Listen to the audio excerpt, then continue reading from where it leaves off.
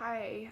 So after reading the Fitzgerald article, I it was a lot of information that wasn't. I don't particularly reflect on my friendships, at least my long-standing friendships at this point, because they have been established, and I think it was through time, through hardships that we've experienced together, and through working together as co-laborers in Christ, that they have become such deep friends, and our friendship has continued to grow. I think that it started out more of the friendship that Paul talked about, finding similarities, thinking one mind, and most of those are my Christian friends. And most of the time, that is the only thing we have in common is Christ.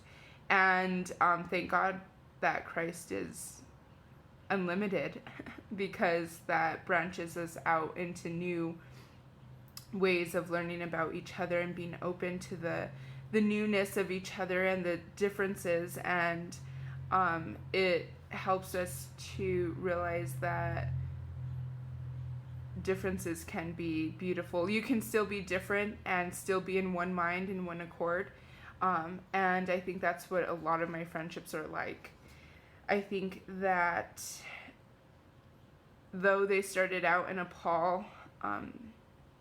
Pauline way, I think that they did grow into something more of the way John describes Christ and the way that Christ viewed friendship.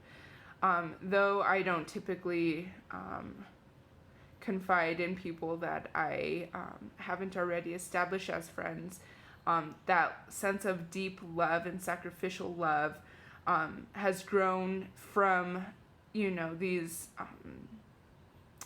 friendships that only had Christ in common, and now we are able to have sacrificial love for each other because we've worked in the mission fields together, or because, example for my college friends, we were in a small town.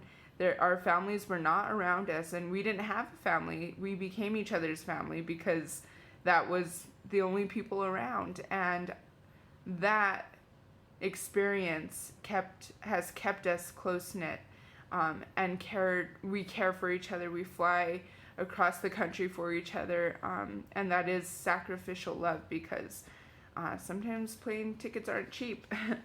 But so I think of that it grew into something more of what John calls, or how he describes friendships. And when I think of maybe a possible example in the Bible, I am very goal-oriented, and everything has to have a purpose.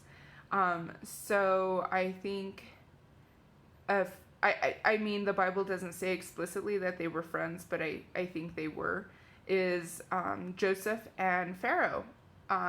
Though Pharaoh probably at first just was using Joseph for the sake of his country, I think there was some friendship between them. Pharaoh was not afraid of the power that God had given Joseph. He made him second in command. He wasn't scared that Joseph was going to overthrow him or try and take the throne, nothing like that. There had to have been unity among them. And though they came from totally separate worlds, they were able to come together and do something really powerful and have a great impact on the world at that time. And I think that friendship is something that I desire for my friends. Though we may come from very different backgrounds, God has put us together, and has put us together, yes, to enjoy each other, to love on one another, to carry each other's burdens, but to be co-laborers in Christ. And that is something that is so important to me, and that is what I find in my friendships, that I am able to serve alongside them in Christ. And I think that is the ultimate thing that we share together, is that as we are loving Christ, we are loving each other and growing closer to each other. So yeah,